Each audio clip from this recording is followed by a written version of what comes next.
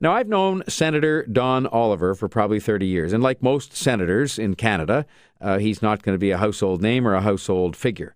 If you search back, though, in the pages of Canadian political history, you find real pioneers like Don Oliver, Lincoln Alexander, Alvin Curling, Leonard Braithwaite, Jean Augustine. These are black Canadians active in politics long before you saw very many visible minorities of any description in politics or a lot of other places for that matter.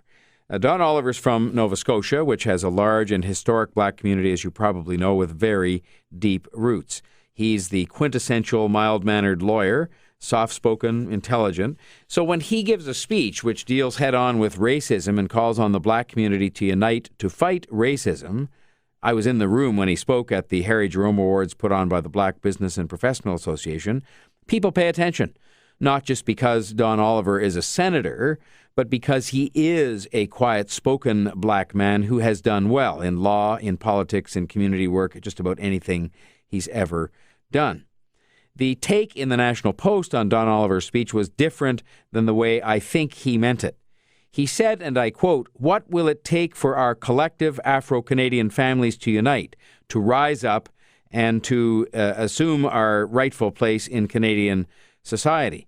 And I think in that particular quote, that was a challenge that somebody like Don Oliver would issue to his community, to the black community, saying that the community and the people in it have to be more proactive in seeking political office, seeking positions of community leadership, and so on, because like several other communities I could name, the number one, the biggest, the main, the principal reason why there aren't more black Canadians in elected office, for example, is because there aren't more black Canadians running for elected office. You can't elect people who aren't running, and the community has not been good about having its best and brightest step forward and offer themselves for public office. Quite a few of the ones who have been elected.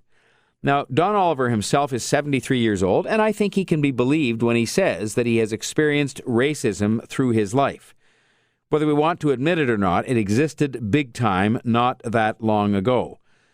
But the question and the newsworthiness of the story comes with regard to today, 2011, and how much racism is still a factor for black Canadians in our city and in our province and in our country, because he was speaking nationally, I think. And this is the more controversial part of the speech, which I do take issue with to some extent. And we tried to get Senator Oliver on, but he was traveling today and wasn't available. But to quote Senator Oliver again, he said the following: "Racism still holds us back, both in the public and private sector. Our co-workers do not accept us, do not treat us fairly.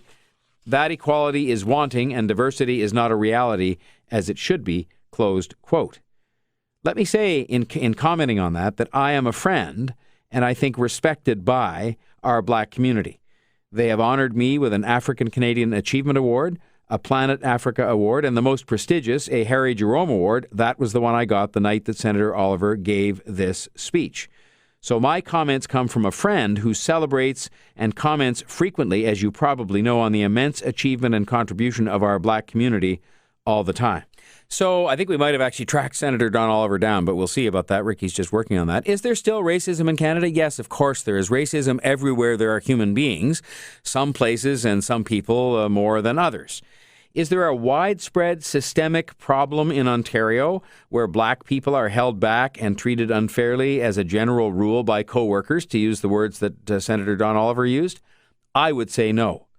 Part of the reason I advance this view in a place like Toronto is because those very co-workers, for example, are more likely themselves to be black or brown or Asian, and I think that has reduced the incidence of this kind of discrimination that we saw in days gone by, as have dramatically changed attitudes. I think that while we still have a long way to go in the business and legal communities, the fact is black Canadians are better represented in management of our companies, for example, in the ranks of our legal profession, and they will continue to rise on merit as they do an excellent job given the chance, and there's no surprise there to me at all.